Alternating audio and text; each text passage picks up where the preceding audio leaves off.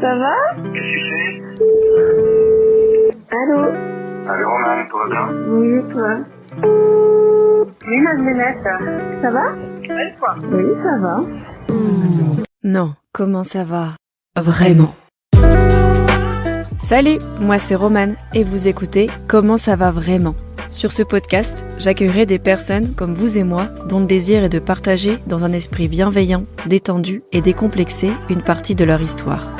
Ici, nous allons aborder des sujets autour de la santé mentale, des questionnements légers comme plus profonds, autour d'événements parfois traumatiques survenus récemment ou il y a longtemps. Car la parole délie, la parole libère, éveille et surtout la parole fait du bien. Alors comment toutes ces choses peuvent affecter notre santé mentale ou bien au contraire la rendre meilleure? Comment tirer un enseignement de toutes ces expériences? Ici, nous réapprendrons à mettre des mots sur nos émotions et nous oserons sans honte ni jugement de parler de nos insécurités pour embrasser un esprit plus apaisé.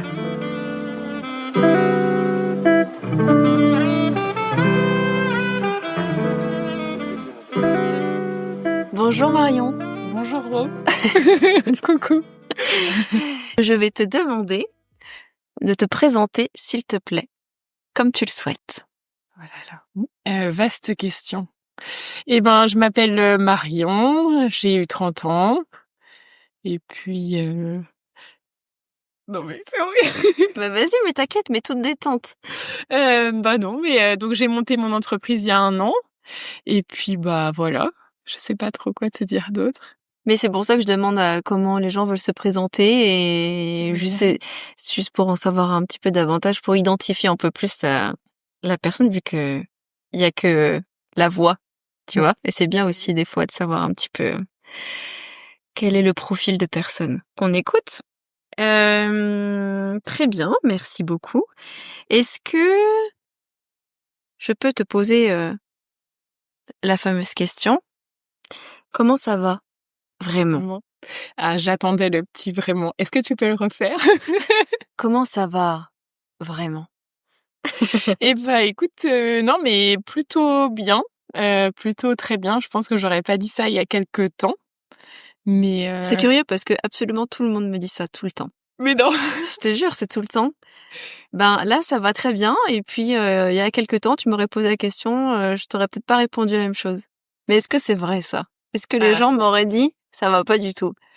Ah, mais peut-être c'est parce que tu dégages quelque chose qui fait qu'on est content d'être là, de te voir, de faire une petite parenthèse dans notre semaine plus ou moins chargée. C'est chaud. Et ouais, non, ça va vraiment, ouais, c'est chouette. Il y a pas mal de choses qui bougent, qui se mettent en place. Ça fait plaisir. C'est pas toujours facile, mais ça va. Qu'est-ce que tu fais dans la vie? Ah ah. Qui es-tu? Vraiment. Tu sais, il y a une citation de Romain Gary que j'adore et il dit en gros, les gens qui posent cette question, c'est chouette, mais c'est comme si vivre, ça suffisait pas. Enfin, qu'il faut lui expliquer autre chose de plus. C'est vrai. Donc, vu que vivre, ça suffit pas. Donc, j'ai monté mon entreprise il y a 1 an, à peu près, qui s'appelle Elle aime lire. Et si tu veux, je fais de la com et j'organise des événements culturels autour des livres. Ok. Que j'appelle Book Club. Ok. Est-ce que les book clubs, c'est ton activité principale? Oui. Là, je suis accompagnée avec BGE, mais je fais vraiment que ça depuis 1 an. Et oui, c'est mon activité principale, les book clubs. Ouais. Ok. Et du coup, tu faisais quoi avant? Ah là là. Comment t'en es venue à te lancer dans cette aventure entrepreneuriale? Mais on a combien de temps, Romane? Mais t'inquiète, on a tout le temps. Alors moi, j'ai un parcours un peu atypique, je pense. J'ai commencé par des études d'histoire. J'étais passionnée d'histoire contemporaine. Je voulais comprendre un peu le monde étrange dans lequel on vivait. Je me disais, tiens, ça pourrait être pas mal. Après, j'ai enseigné quelques années. Ça a été une catastrophe et une souffrance, je dirais même. Parce que essayer d'apprendre des choses à des personnes qui n'ont pas envie et qui sont pas réceptives, c'est pas simple. Mais parlons-en. Ouais, non, ça va. Ah bon? Ah bah super. Non, mais si, parlons-en. Attends, Mais Vas-y, je t'écoute. oui, donc voilà. Après, non, mais j'ai fait mes études d'histoire, j'ai fait mon master d'histoire contemporaine, et puis après, on m'a envoyé devant les fauves. Et du coup, t'étais prof Ouais. d'histoire? D'histoire géo. Ah, en quelle classe? Alors, j'ai fait collège et lycée. Ah, t'as fait les 2. Et après, je me suis dit, mais Marion, en fait, c'est peut-être la matière qui va pas. Ouais, Donc, j'ai essayé la littérature aussi. ouais.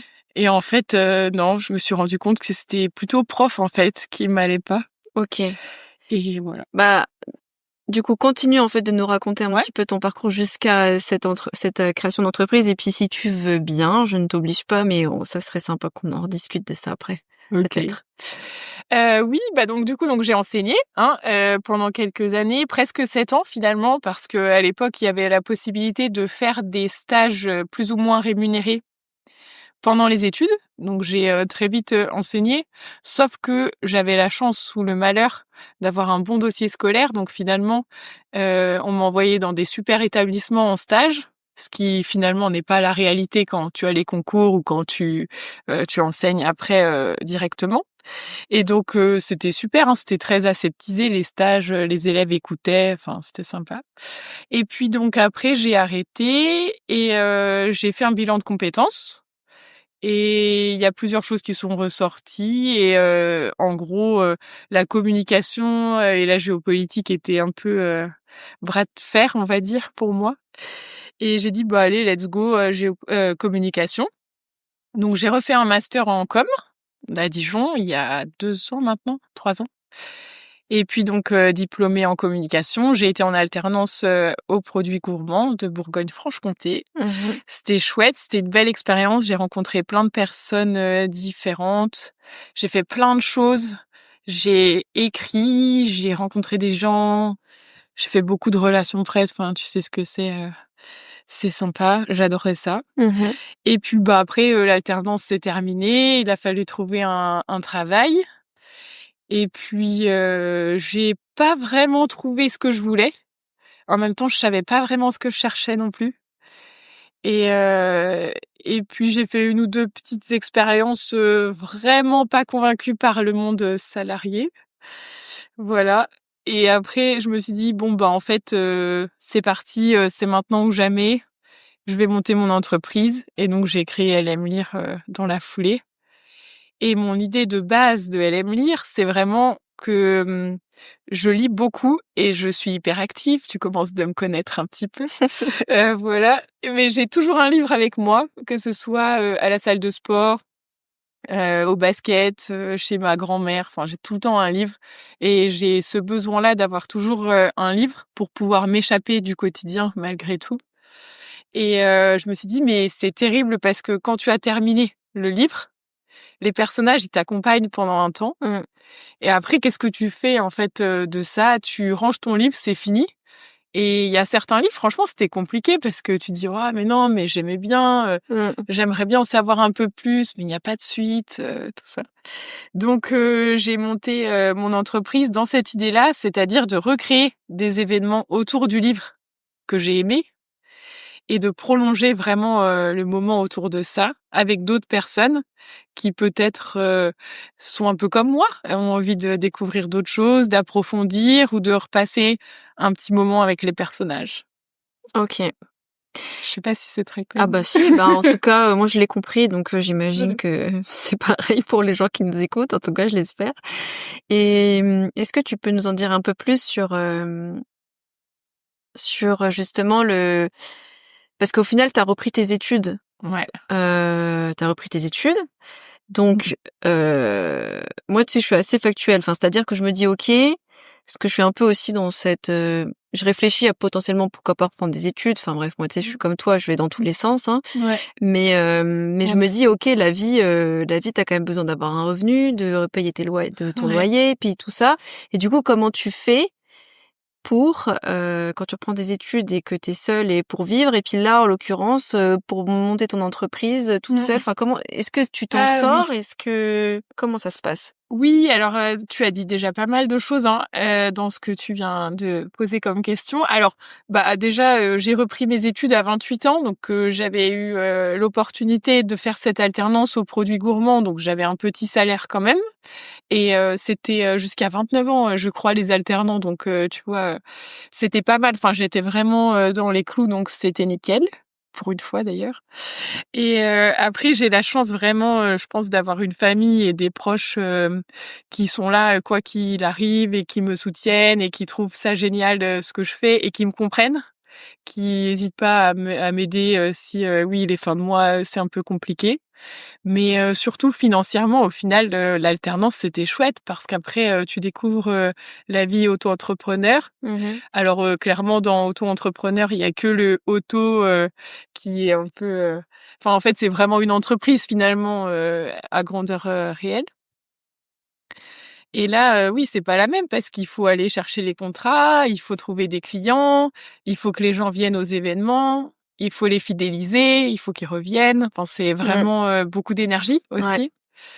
Et mais c'est chouette, si c'est à refaire, je referai sans aucun doute ce choix. Après, j'ai eu une expérience professionnelle un peu compliquée qui fait que finalement, je me suis lancée en auto-entrepreneur, enfin on va dire entrepreneur, plus vite que prévu, entre guillemets, avec pas beaucoup d'économies de côté, Ouais. mais juste avec la conviction et vraiment j'y crois, tu vois. C'est un peu bête à dire, mais quand tu sens quelque chose dans tes tripes, que ça va marcher, que il y a un public, qu'il y a quelque chose qui peut fonctionner, ouais, ça c'est chouette.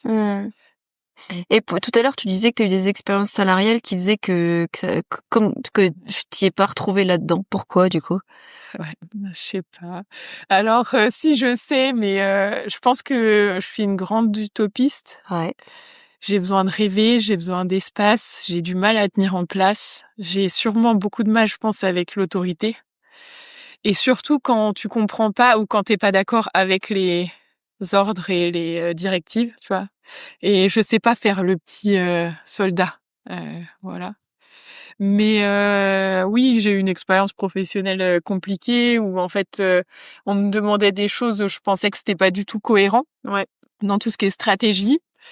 Niveau relations humaines, très compliqué parce que un chef toxique plus.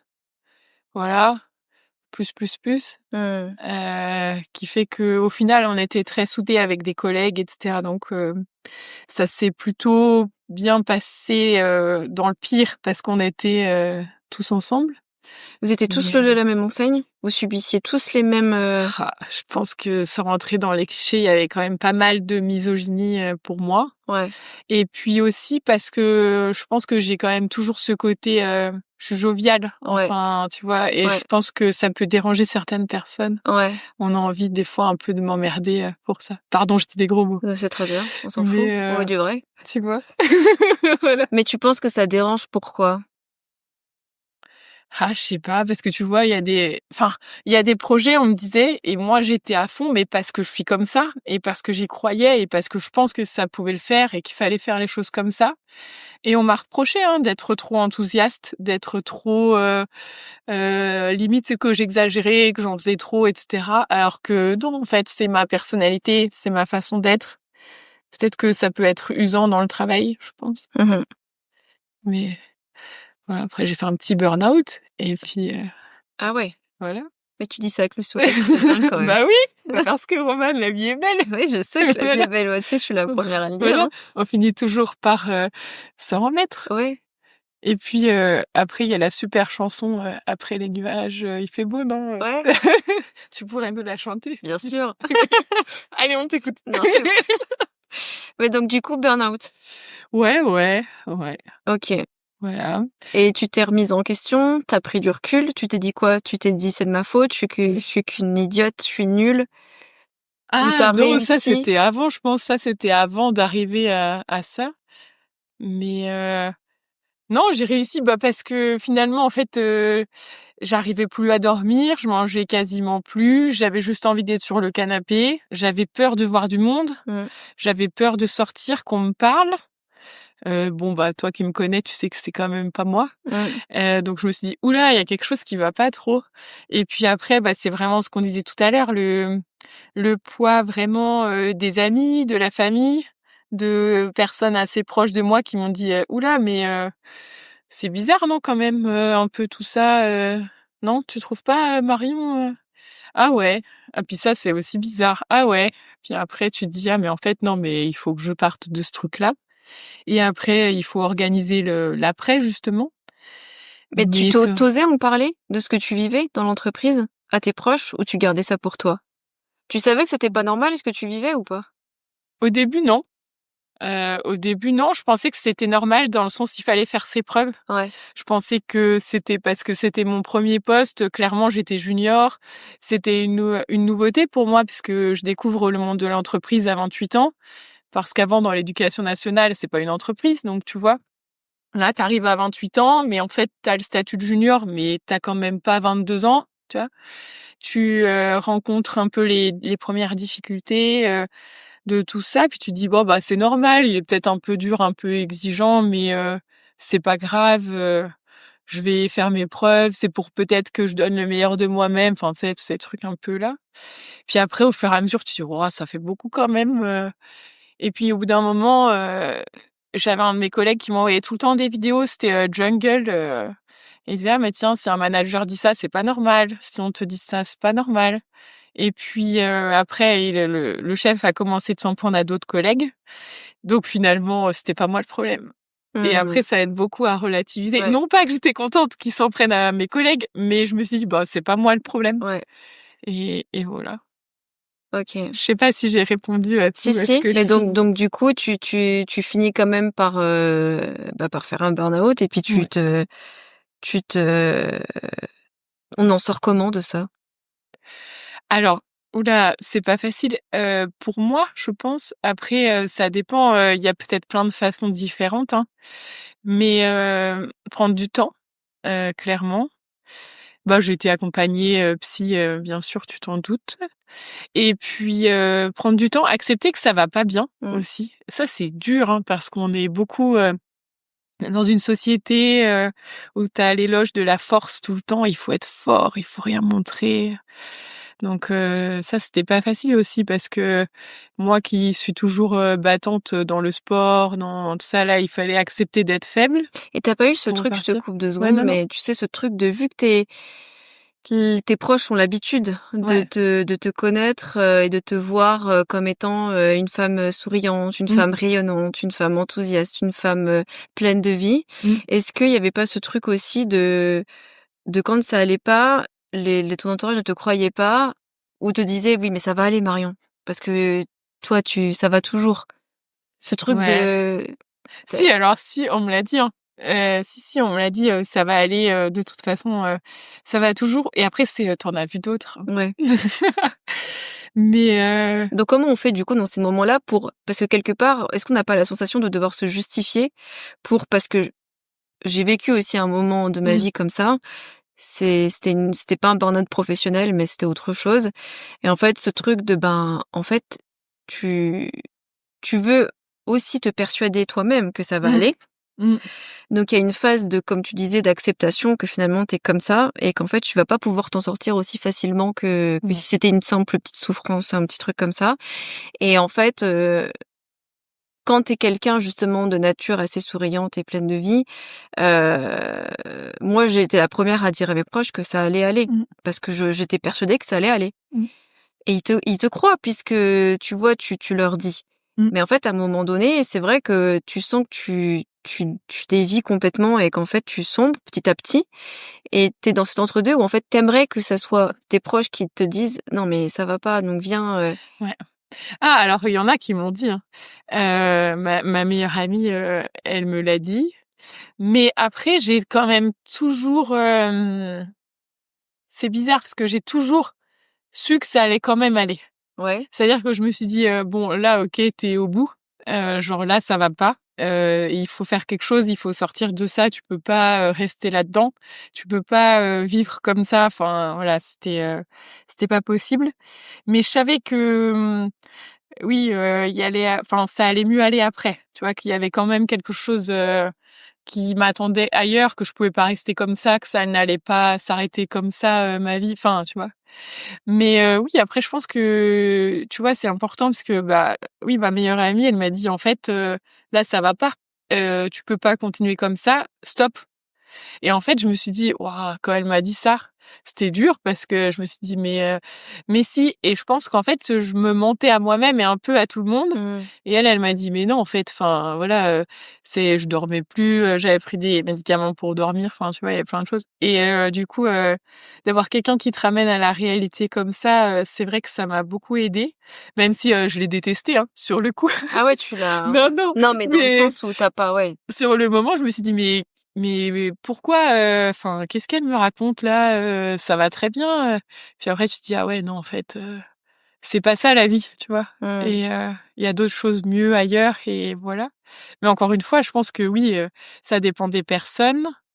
Et puis après le masque, je l'avais gardé pour les personnes qui avaient besoin, parce que tu sais, je trouve qu'il y a certaines personnes aussi qui sont pas prêtes à accepter que tu n'ailles pas bien et qui sont pas capables de le voir, de l'accepter et de t'aider. Ouais.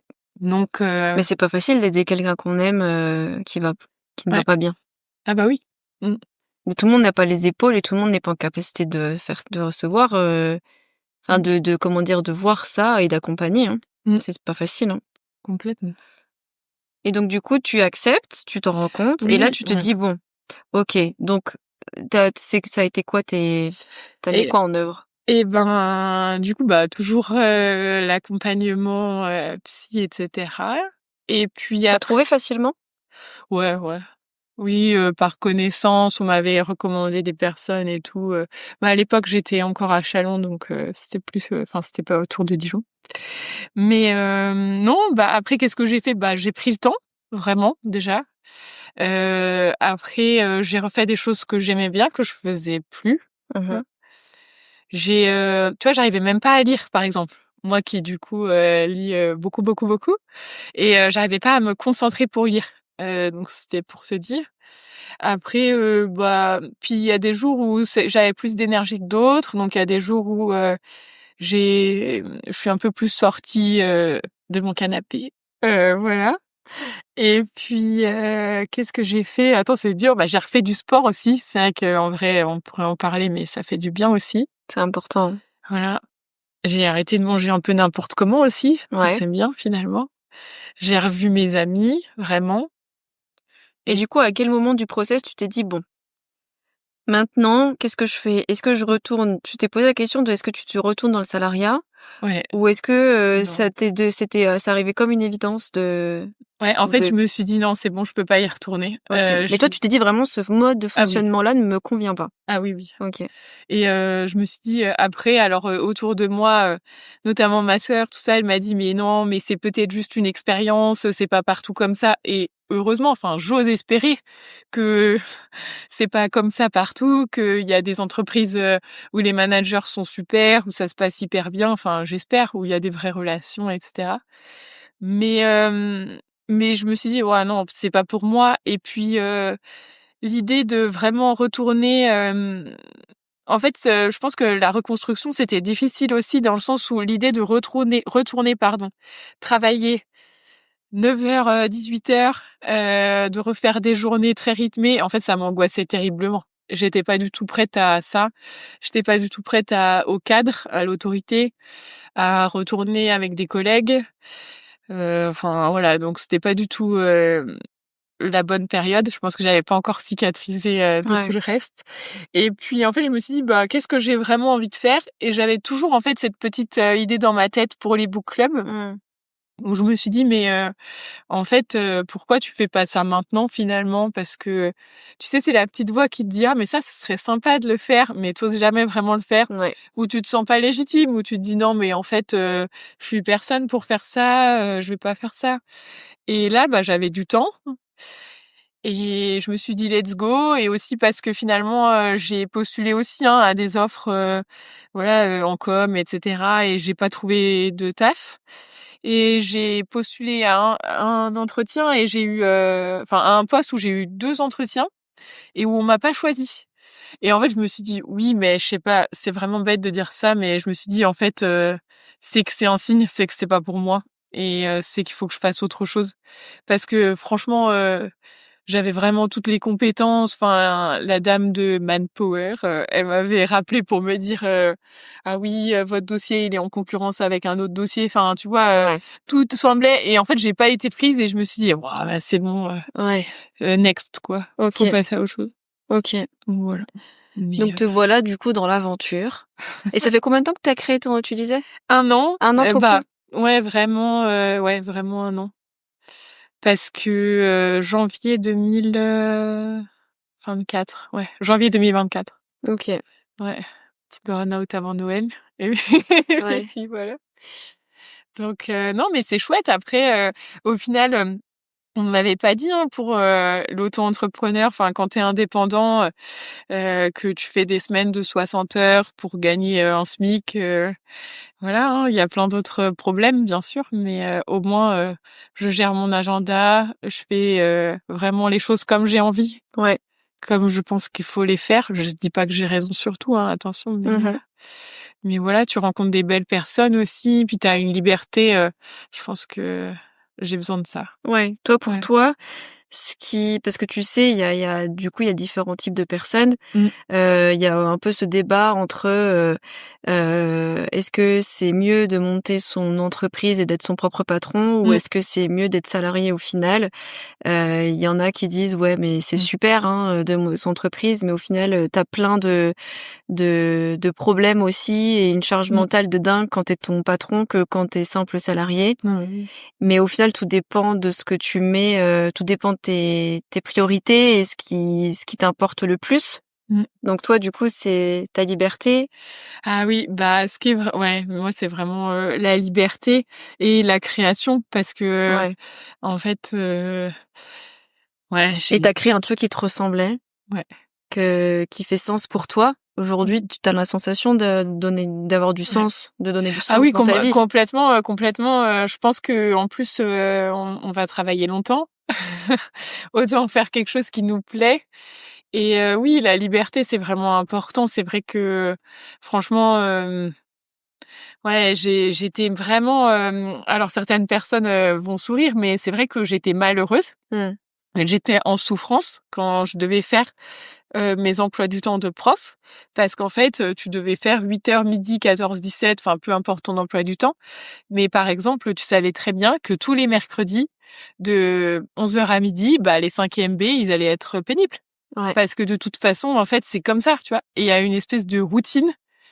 Et ça, c'était dur ça. Le côté vraiment contrainte, routine, qui prive un peu la liberté. Alors, je fais la maline, mais bien sûr que j'ai de la routine maintenant. Il y a beaucoup de choses où je suis obligée de m'y tenir.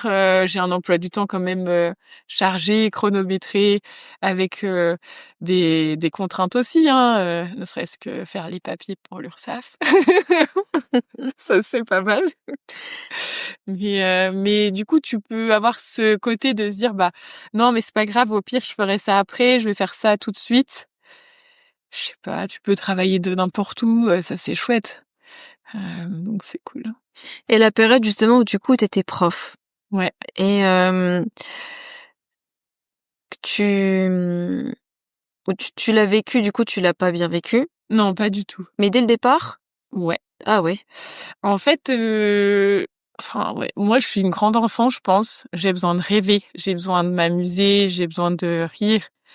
Et en fait, je me suis retrouvée finalement dans la posture de celui qui donne les règles, qui instaure l'autorité, qui l'incarne, qui doit...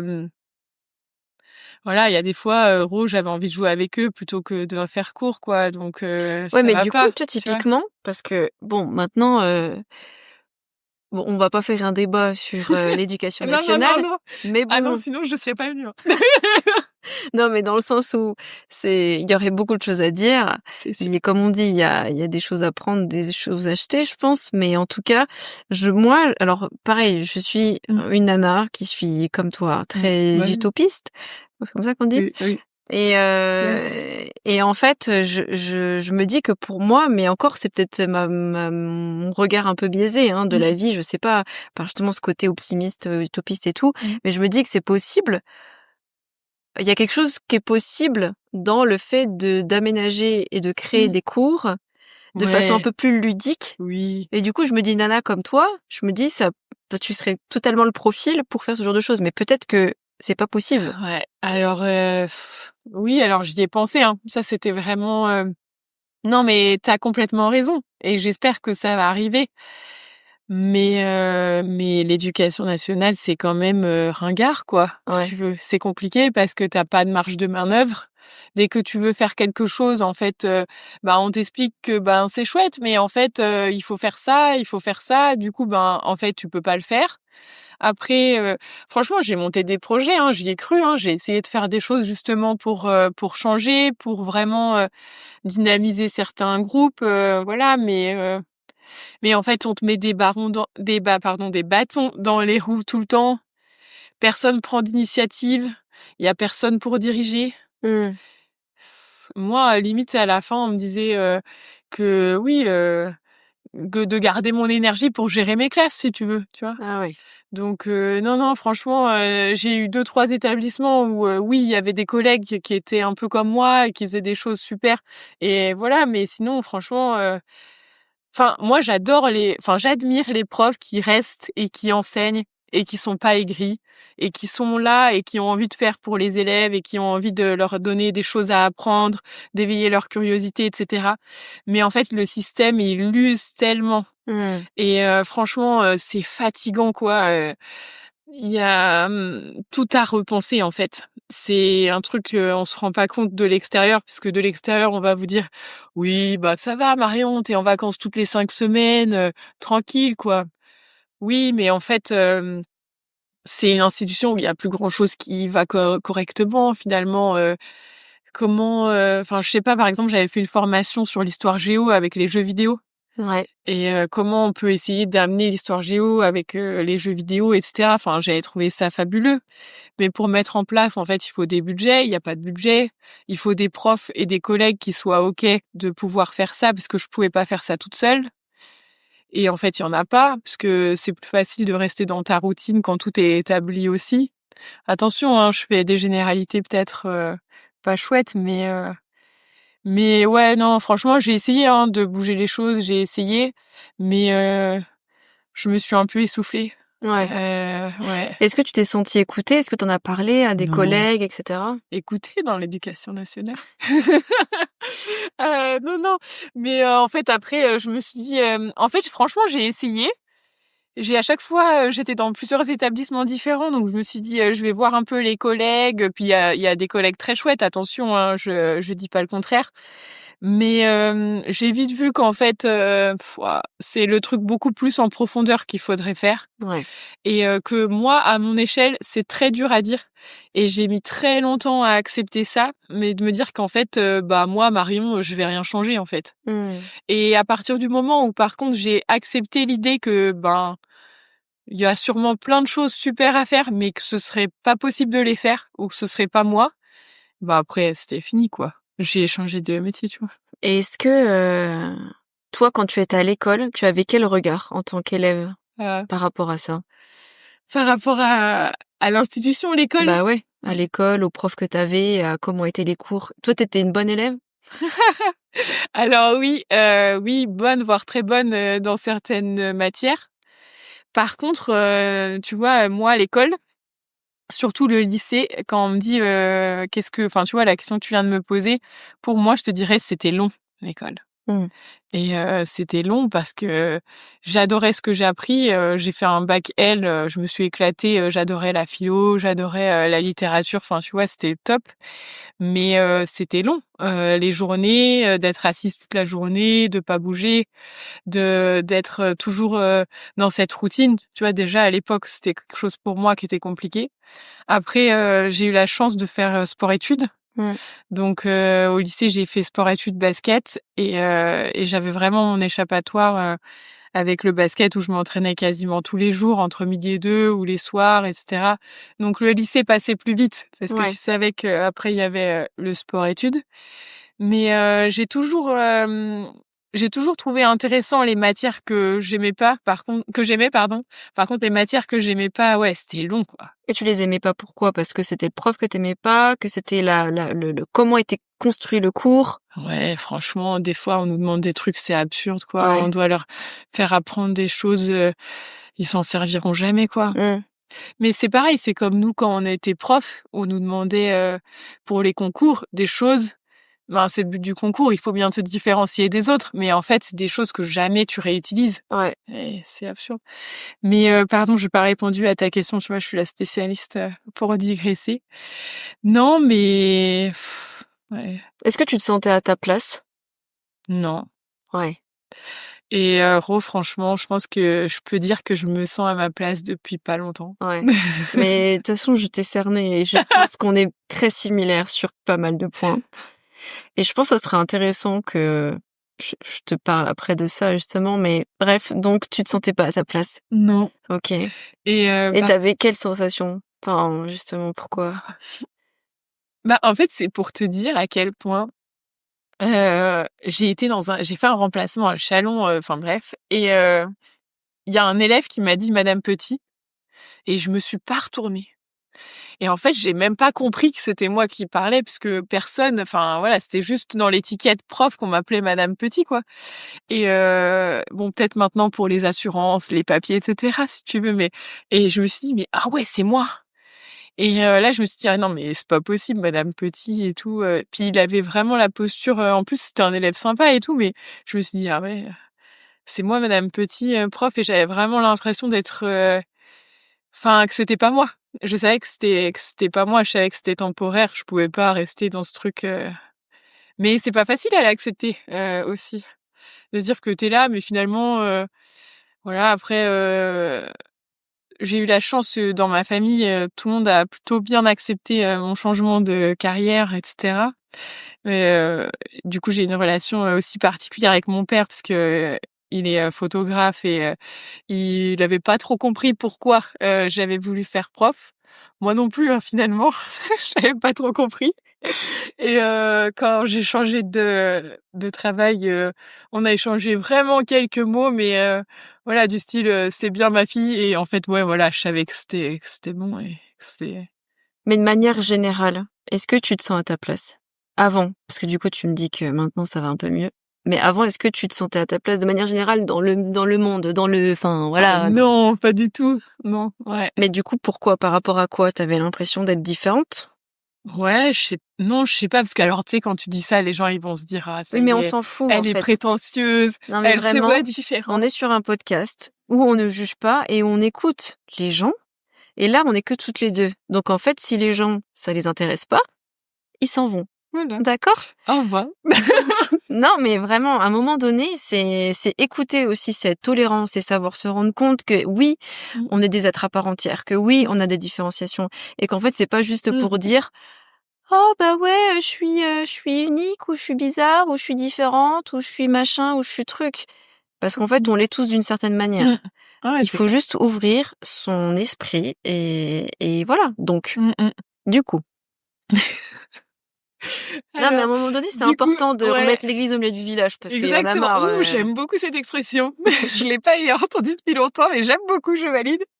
Alors attends, ta question, c'était pourquoi T'as eu l'impression pendant ta vie de pas te sentir à ta place. Ah ouais, parce que déjà, ouais, franchement, non, mais tout en fait. Ouah, on pourrait, non mais là c'est une thérapie, gros. Ouais, je sais.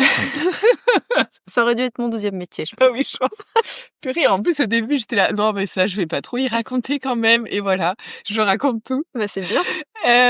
Ouais, alors je sais pas. Non mais il y a trop de choses à dire. Mais pas l'impression d'être à ma place, parce que si, alors au basket, si, sur un terrain de basket, je pense que j'ai toujours été un peu à ma place, parce que j'ai toujours eu un rôle dans les équipes. Parfois, j'étais capitaine, donc tu vois, c'était moi qui devais fédérer les filles. Il y en avait qui arrivaient, d'autres qui restaient. Tu vois, j'étais un peu celle qui faisait le lien, parce que je pense que je suis quand même accessible. On peut me dire pas mal de choses. Je suis plutôt à l'écoute et ouverte. Donc ça, j'aimais bien ce rôle-là. Après, je me suis toujours sentie bien sur un terrain de basket parce que bah tu joues au ballon, quoi. Tu sais, t'as rien d'autre à penser que d'aller marquer, de défendre, etc. Et sinon, à l'école, ouais, je sais pas. Après, franchement, c'est pas facile parce que professionnellement, non, jamais vraiment. Parce que en fait, en fac d'histoire, je m'éclatais dans certaines matières, mais il y avait les 3/4 qui me plaisaient pas. Mais en même temps, j'étais bonne élève, voire très bonne, donc tu vois, il fallait faire des études. Je regrette pas du tout mon master d'histoire contemporaine. Juste, je pense que j'aurais dû faire peut-être, je sais pas, géopolitique ou des choses un peu plus modernes, parce que voilà, il y a des choses dans l'histoire, par exemple l'histoire antique, j'aimais pas du tout, tu vois. Donc voilà. Mais après, je sais pas, j'ai toujours beaucoup aimé le théâtre aussi, j'ai toujours joué des rôles. Donc c'est facile, tu vois, ce qu'on parlait tout à l'heure. C'est facile parce que même quand ça va pas, bah ça va quand même, tu vois ce que ça me dit. Donc voilà. Ouais. Ça va me coûter cher, la séance. Est-ce que t'as l'impression d'être quelqu'un qui est, tu sais, un espèce de caméléon un peu? Ah Tu ouais, sais, ultra polyvalente et ultra adaptable. Ouais, complètement. Ouais, complètement. Ça me fait rire parce que ma sœur, elle m'a dit ça parce que je suis allée à Rio 3 semaines là et j'ai travaillé en gros. J'ai fait un book club à Rio. C'est génial. Au consulat, c'était dingue. J'ai encore des étoiles. Enfin, c'était incroyable de faire. C'était à la bibliothèque au 5e étage du consulat. Enfin, c'était incroyable. Et bref. Et donc du coup, ma sœur, elle m'a dit, mais en fait, t'es vraiment tranquille. Tu peux t'adapter partout. Et elle m'a fait ce compliment, je pense, quand je suis partie de Rio, parce que j'ai été 3 semaines, voilà, avec elle, etc. Et elle m'a dit ça. Donc je pense que ouais, c'est plutôt une qualité. T'es proche de ta sœur? Ouais. Vous êtes... Elle est plus grande que moi. Et on a 3 ans d'écart. Ok. Ouais. Elle est plus vieille. Elle est jeune maman, là. Ok. Donc, ouais, ça déménage. Mais c'est cool. C'est que du bonheur. Surtout quand t'es tata, tu sais. Bah ouais. C'est pas mal. J'imagine. Donc, voilà. Tu veux des enfants, toi? Wow, Joker. Pourquoi? Là, il faudrait une 2e heure de podcast, Ro. Pourquoi? Alors, ouais, bah parce que parce que j'ai eu une relation compliquée quand j'étais jeune, ce qui a duré longtemps, qui m'a beaucoup abîmée. Ok. Et c'est terminé depuis combien de temps? Ça va faire 5 ans. Ok. Yes!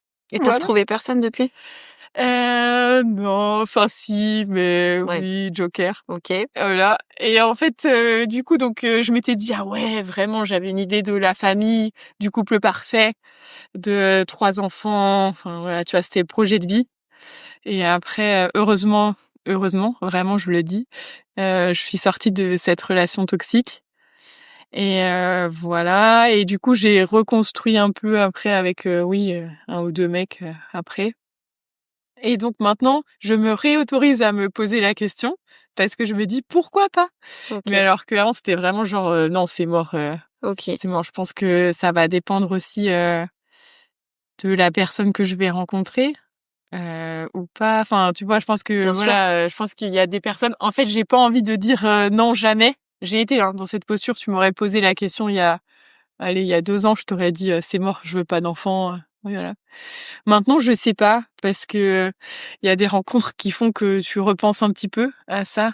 Tu te dis ah, bah en fait, ce serait pas mal, pourquoi pas avec lui, pourquoi pas comme ça, mais peut-être pas maintenant non plus. Ouais. Donc tu vois, il y a pas mal de choses, mais je veux pas m'interdire des choses et je veux pas me dire non, c'est mort. Tu vois. Non, je veux pas je me dis pourquoi pas, ouais, on verra. Et toi, Ro? Moi, j'en veux, ouais. C'est OK, c'est good, c'est Ouais. OK. Mais c'est pareil, tu vois, j'aimerais en avoir. OK. Mais d'un côté, c'est pas un besoin viscéral comme peuvent avoir certaines femmes ou au point où j'en voudrais, ou j'en ferais toute seule, par exemple. Si jamais je trouve jamais l'homme en question avec qui en faire. Mais pour moi, tu vois, j'ai la vision de la parentalité et du fait d'être maman comme quelque chose où, tu vois, moi j'ai eu une enfance difficile. Ah. J'ai une famille qui s'est complètement éclatée. Ouais. Et du coup, j'ai clairement pas eu une enfance très réjouissante. J'ai un peu été propulsée sur la sur la scène de la du monde des enfin sur le dans le monde des adultes un peu trop tôt. Et voilà. Mais du coup, avant c'est pareil, je voulais pas du tout d'enfants, mais parce que je pense que j'avais une vision qui était complètement un peu négative et biaisée de la famille, de la parentalité et tout. Et puis en fait, au fur et à mesure où j'ai vieilli, je me suis dit en fait l'envie a commencé à se faire où je me suis dit tiens, pourquoi pas. Mais pour autant, c'est quelque chose que j'ai envie de partager vraiment avec l'homme entre guillemets de ma vie, mais je mets des guillemets dans le sens où on n'est jamais sûr de ça, mais dans le sens où en fait c'est quelque chose pour moi que j'ai envie de partager et j'ai envie d'être sûre encore une fois on peut pas savoir à 100%, mais de le faire avec quelqu'un, ou en tout cas j'ai envie de le faire à un moment donné dans un amour réciproque, dans une envie partagée d'enfanter et de construire quelque chose et de le faire dans l'amour, et surtout parce que je sais qu'il y a des femmes qui tombent enceintes et c'est pas voulu et ça tombe comme ça, et voilà. C'est sûr que si je peux le choisir, clairement ça m'arrange. Donc voilà. Mais on a beaucoup de points communs. Mais oui, et puis je pense que ça dépend vraiment des rencontres. En vrai, il y a des personnes avec qui tu te dis purée, mais pourquoi pas, il a quand même pas mal de choses qui feraient que ça pourrait le faire, ou qui te chamboulent un peu parce que des choses tu t'autorisais pas. En fait, pendant très très longtemps, je me suis dit mais j'ai rien à offrir, tu vois. Ah ouais. Je me suis dit en fait je trouvais ça hyper dur de concevoir la famille, parce que je me disais mais en fait moi qu'est-ce que j'ai à offrir, tu vois. Déjà j'avais pas l'impression, tu sais, on parlait d'être à la place et tout, j'avais pas l'impression de m'être vraiment trouvée moi. J'ai toujours été effacée dans l'ombre de quelqu'un, enfin bref. Et là je me dis si maintenant, tu vois, je pense que je suis à ma place professionnellement. Je suis bien, enfin tu vois, il y a ma vie, mes amis, ma famille, etc. Et donc pourquoi pas ouvrir cette page maintenant, mais voilà. Et qu'est-ce que tu si un jour justement t'as un enfant, est-ce que tu l'enverrais dans le circuit de l'éducation nationale, justement? Non. Je l'enverrai à tous mes book clubs. Ça, c'est sûr. Il aura pas le choix, le pauvre. De toute façon, est-ce que t'as déjà pensé à une autre façon d'étudier, de transmettre, enfin tu sais, au lieu de le mettre dans le cadre hyper Non, franchement, très honnêtement, j'ai pas du tout pensé à tout ça. Franchement, pour rien te cacher, ça fait depuis pas longtemps que je m'autorise, mais quand je dis pas longtemps, je pense 6 mois, 1 an, même pas. Où je m'autorise à me dire en fait moi aussi, pourquoi pas, j'ai droit à mon bonheur avec un mec, avec tu vois, et où je me dis tiens, ça pourrait être pas mal de faire ça avec quelqu'un, enfin tu vois. Donc déjà on en est là. Donc là c'est l'enfant, tu vois, j'ai réussi à te répondre, mais là c'est trop loin. J'ai pas. T'as vraiment pas d'avis sur la question? Ah non, parce que du coup je pense qu'en plus quand je serai maman, si ça arrive, j'espère quand même qu'il y aura des choses qui auront changé un peu. T'y crois à ça, toi, vraiment? Mais sinon, s'il y a plus d'espoir, gros. Non, mais si, il y a de l'espoir, mais parce qu'en fait, moi, j'avoue que c'est une question à laquelle j'ai déjà pensé.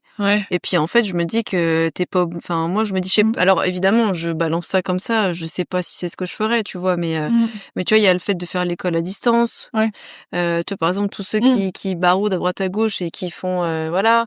Ouais, mais le problème en fait, oui et non, parce que tu vois, pour moi, le problème de l'école à distance, c'est que du coup, t'as pas de contact. L'école, ça peut être hyper violent, etc. Mais en fait, c'est un lieu de sociabilisation quand même qui est... Ouais, mais il peut y avoir d'autres moyens de sociabiliser. Oui. Parce que moi, je dis pas le garder à la maison en huis clos et puis lui faire l'école et sans qu'il voit personne. Pas du tout. Non. Tu vois, l'idée, c'est juste d'imaginer pourquoi pas une autre façon d'enseigner et de lui apprendre les choses nécessaires de la vie et puis de ce qu'on t'apprend un minimum à l'école et tout ça. Mais je sais pas, encore une fois, je te balance ça parce que c'est des questionnements, hein.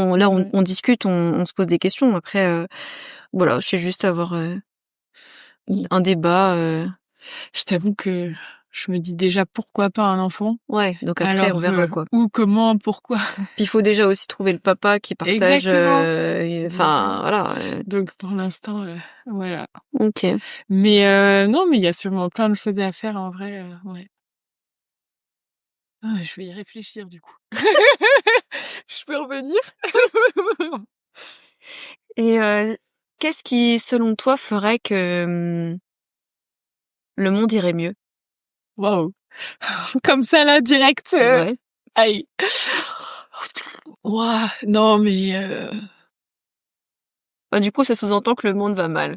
Bah oui, mais Peut-être que ma première question aurait dû être qu'est-ce que tu penses de l'état actuel du monde?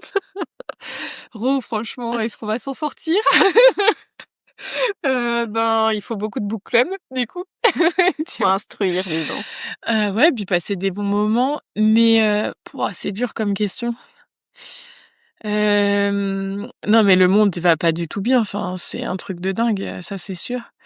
Et ta question, c'était en gros, qu'est-ce qu'on peut faire pour Ça aille mieux, quoi. ça aille mieux? Bah si, franchement, beaucoup de book club, beaucoup de sport. Non, mais c'est dur parce que je trouve qu'on est dans une société où, en fait, les gens, ils osent plus trop se parler. Après, ce qu'on disait tout à l'heure, je pense qu'il y a des personnes qui sont pas prêtes à entendre certaines choses, donc du coup, forcément, on leur dit pas parce qu'on sait que c'est pas possible en face. Enfin, tu sais, je pense que t'es responsable de ce que tu dis, de la façon dont tu dis, mais t'es pas responsable de la façon dont l'autre le reçoit et comment il va interpréter ce que tu dis, etc. Mais c'est vrai que tu vois, par exemple, au CrossFit, j'en parlais l'autre jour, parce que en fait, ça m'intéresse, mais parce que je suis comme ça. De demander les professions des gens, qu'est-ce qu'ils font dans la vie. Surtout, tu vois, quand tu vas au cours de 12h30, tu sors du taf, tu retournes travailler. Mais en fait, je sais pas, pour moi, ça me semble naturel et normal de dire, t'as passé une bonne matinée, qu'est-ce que tu fais comme taf, est-ce que ça te plaît? Mais parce que c'est mon caractère. Mais je pense que des fois, j'ai un peu dérangé des personnes ou qui se sont dit, mais qu'est-ce qu'elle a? Ou tu sais, genre, elle me drague ou mais pas du tout. Enfin, en fait, juste. Je m'intéresse à toi, tu vois, quoi. ouais, mais on n'est pas habitué à ça. Ah, tu vois. c'est vrai. Non, mais c'est vrai, hein. C'est complètement vrai. Hein. Et tu vois, et l'autre jour, ça m'a fait trop de la peine dans le tram. Il y avait une petite mamie, elle pleurait.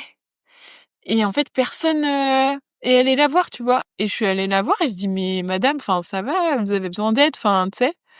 Et elle m'a regardée, elle était surprise, tu vois. Je dis, je sais pas, je vous vois pleurer. Je me suis dit, je voulais que je vous sorte les courses. Enfin, tu sais, elle était chargée et tout. Bref. Et je me suis dit, mais les gens, en fait, limite, quand tu t'intéresses et que t'as un bon fond, enfin, j'ai plein de défauts, hein, bien sûr, attention. Oui. Mais ils trouvent ça bizarre, tu sais. Ouais. Et moi, je trouve, purée, on en est là, quoi, en 2025. T'as pas le droit de t'intéresser à quelqu'un juste parce que ça t'intéresse. Genre, c'est parce que tu dragues, c'est parce que t'as envie de faire un truc, c'est parce que... Les gens sont très méfiants. Oui, voilà. Mais s'ils sont devenus très méfiants, est-ce que tu penses que c'est juste un problème culturel dû à la France? Ou que est-ce que tu penses que les gens sont aussi méfiants dans d'autres pays? Ah, je sais pas. Mais tu vois, méfiant...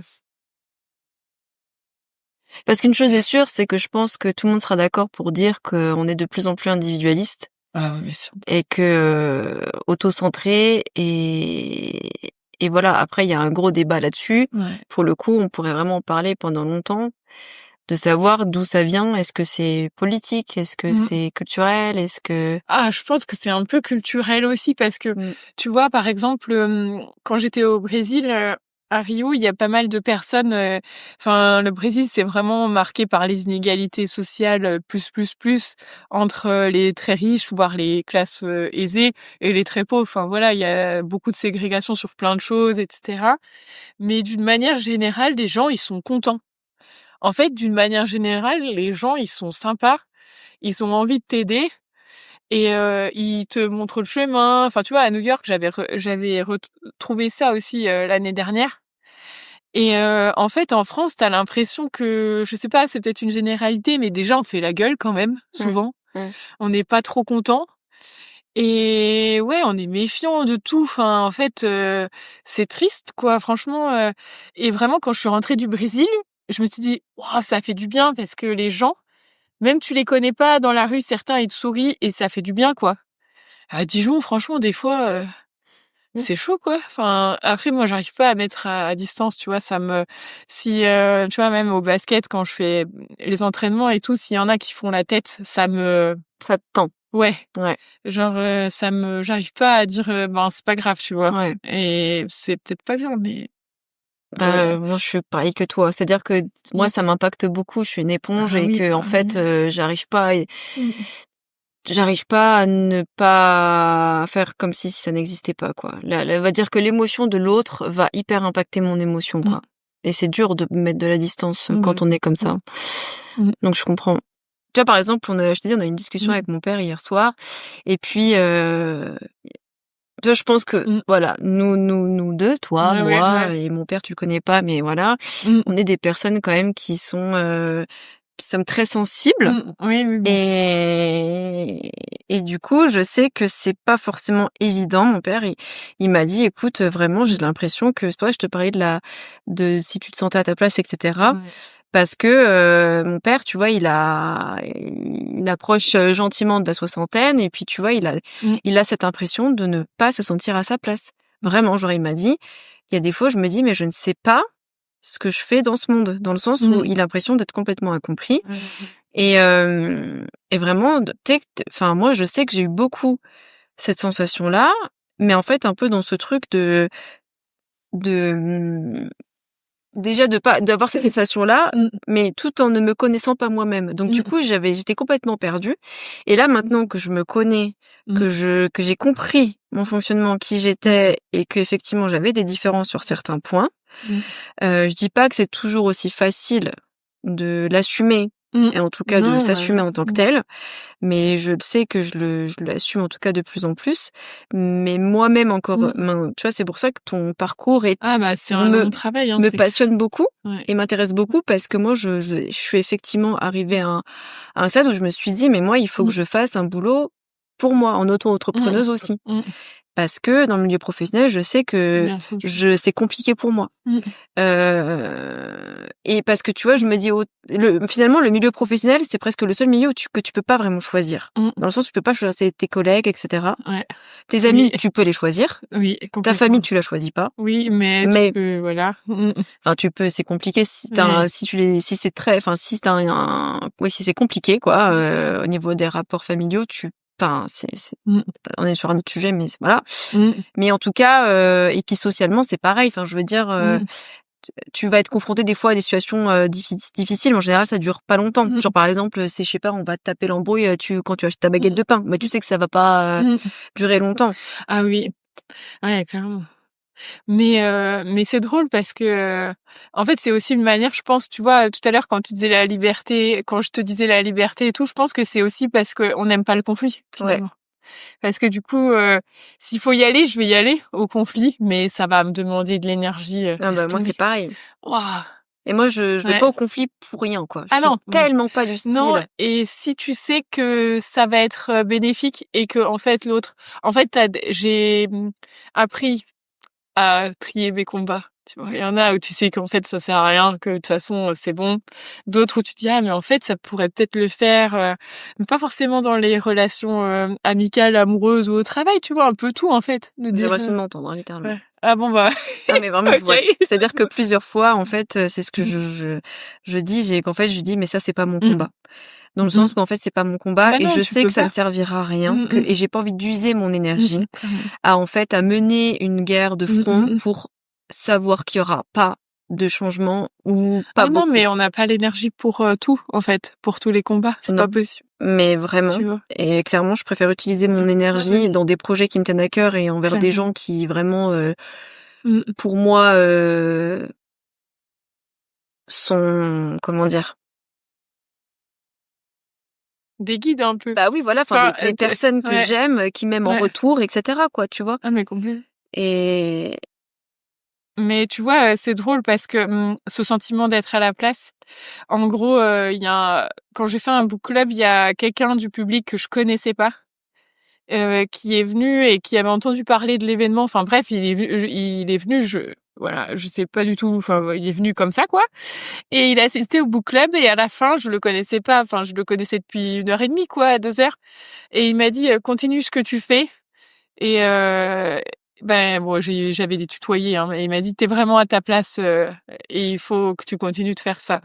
Et en fait, je me suis dit ouah, mais c'est peut-être ça le truc. Enfin, c'est quelqu'un que je connais pas. Ça fait 2 ans enfin, ça fait oui plus ou moins 1 an que j'ai cette idée de book club, machin, etc. Et là, le mec il vient, je le connais pas et il a pas d'affectif avec moi. Enfin voilà, et il voit Il mon prend le temps travail. quand même Ah oui, de te et dire puis ça, il me quoi. dit, et tu vois, les book clubs à la fin, les gens ils sont contents, ils sourient.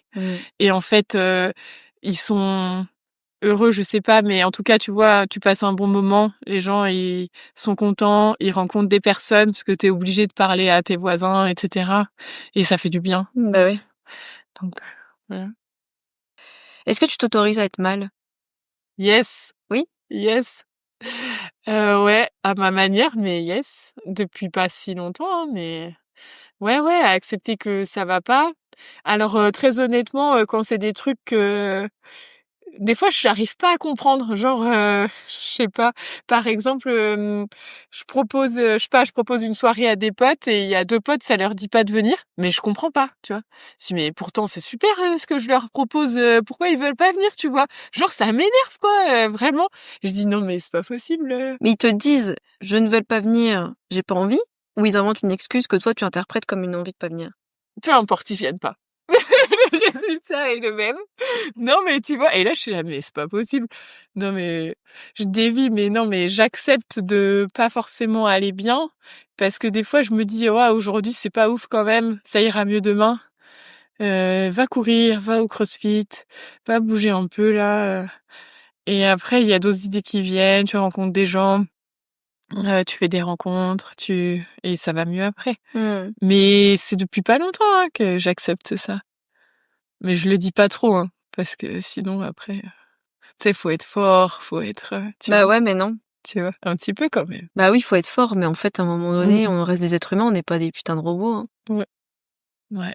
Non, mais ça c'est, tu sais, genre, le lâcher prise. Ouais. Genre, j'accepte qu'il y a des trucs. Ah ben moi, de toute façon, je suis en plein dedans. On va te dire que le lâcher prise chez moi, c'est la chose la plus difficile au monde, hein, j'ai envie de te dire. Ah, tu vois, d'accepter genre, ils viennent pas aux soirées. Ouais. Alors que tu leur proposes un super truc, ils viennent pas. Ouais. Mais pourquoi?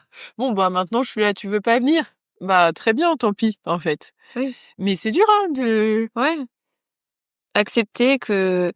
que de ne pas pouvoir tout contrôler.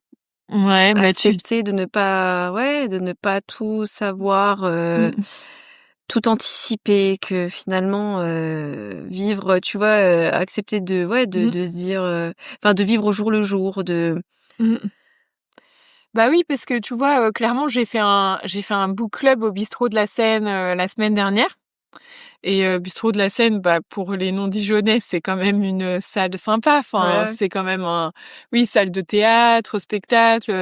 Il y a quand même eu Édouard de l'Oignon, s'il te plaît, qui est venu sur la même scène que moi, quoi. Enfin, voilà, Ro, merde. Mince, je deviens grossière. Bref, voilà. Et du coup, enfin, pour moi, c'était une opportunité de dingue, tu vois. Et j'ai une de mes amies très proches. Certes, elle habite pas ici, elle habite à Villefranche, enfin voilà, elle est pas venue. Et je comprends pas, tu vois. Parce que moi, en fait, mais je comprends toujours pas. Enfin, en fait, moi, elle me dit, elle me dit c'est important pour elle. J'y vais direct. Je me pose même pas la question, même si j'ai pas de sous, même si j'ai pas de voiture, je me débrouille, tu vois. Je vais y aller. Si c'est important pour quelqu'un qui compte pour moi et qui est cher pour moi, je vais faire en sorte de, tu vois. Et tu lui en as parlé de ça? Oui, mais elle m'a dit que c'était compliqué parce que Villefranche-Dijon en semaine, c'est 2 heures. Voilà, et elle se lève tôt le lendemain et elle se voyait pas faire la route. Enfin, elle aurait été à 00:30 chez elle, tu vois. OK. Putain, on n'est pas à 70 ans, Ro. Enfin, tu sais, je Ouais. comprends pas. En fait, je comprends même pas. Et ça m'a fait mal. Ouais. Ah ouais. Ouais. Parce que tu te dis, mais en fait, les gens ont pas la même. Je sais pas, il y a des choses, tu mets de l'importance, mais pour d'autres personnes, en fait, non. Ouais. Et Et du dur, coup, ça. comment tu deals avec ça? Waouh, je sais pas trop là. Tu vois, j'ai pas trop résolu cette histoire. Bah, En fait, pour moi, c'est accepter le fait, effectivement, Ouais. qu'on n'est pas tous la même la même valeur ou la même perception de ce qui est important. Et du coup, c'est accepter que quelque part, on ait différents points. Et finalement, c'est être un peu aussi tolérant peut-être, tu vois. Mais en même temps, je comprends parce que je te dis, il y a beaucoup de similitudes. J'ai beaucoup de similitudes avec toi par rapport à ça aussi. Oui, mais j'ai communiqué. Oui, C'est-à-dire que j'ai dit. Non, parce que j'ai quand même dit, c'est important pour moi, j'ai envie oui, que tu viennes, j'ai besoin que tu viennes. Et ouais. c'est hyper violent, la réponse de dire, ça fait 2 heures de route en semaine, tu vois. Est-ce que du coup, tu t'es dit quoi? Bah, ça se trouve, c'est pas une vraie amie, elle m'aime pas. Ah bah, je sais pas, je pense que après, tu sais, les amitiés, il y en a qui évoluent, il y en a qui se créent, c'est aussi la beauté de la vie, mais je me suis dit: «Ah ouais, bah OK». Je sais que moi, si une amie me dit ça, et en fait, j'y vais 10 fois, genre je me pose même pas la question, même si je te dis, j'ai pas de voiture, même si j'ai pas de s'il y a une de mes amies proche, très proche ou moins proche, qui me dit: «Mais Marion, j'ai besoin de toi sur ça», mais j'y vais. Je me pose même pas la question, tu vois? Alors, je vais te poser la dernière question parce qu'on a beaucoup parlé. On a dit beaucoup de choses très intéressantes. Et si, il y a quelque chose que je voudrais te demander, c'est est-ce que tu as un mantra qui te guide? Waouh! Genre quelque chose que tu te répètes, Ouais. mmh Alors, j'en ai pas un, mais je pense que j'en ai plusieurs parce que il y a plein de citations que j'adore, par exemple, et je les écris souvent sur, une ardoise, tu vois, vers mon bureau, et pour un peu me le remettre en tête, tous les jours. Donc j'ai des périodes, mais sinon, je sais pas, peut-être je dirais, «Parce qu'envers et contre tout, la vie est belle». C'est pas mal. Bah ouais, c'est beau. Voilà. Mais sinon, ouais, OK, c'est mon ultime, bafouille. c'est bien.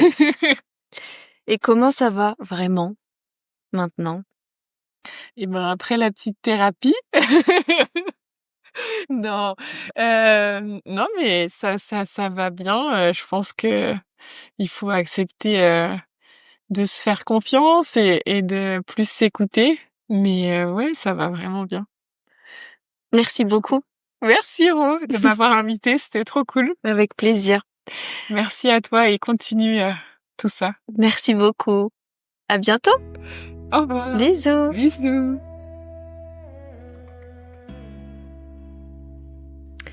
Merci beaucoup d'être arrivé jusqu'ici. Merci beaucoup d'avoir pris le temps d'écouter l'épisode jusqu'au bout.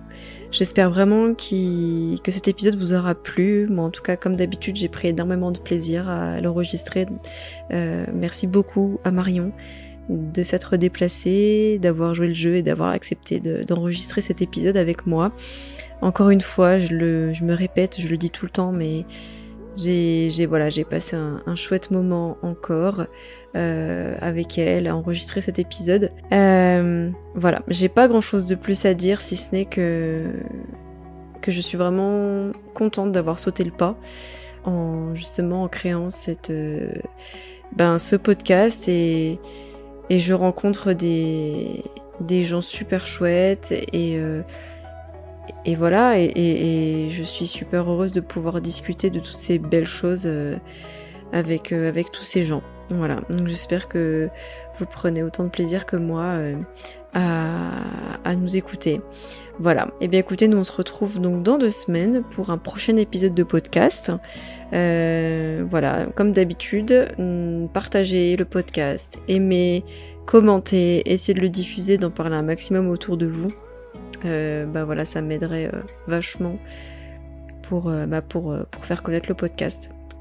Sur ce, prenez soin de vous et je vous fais des bisous et donc à dans 2 semaines. Bye bye, bisous bisous.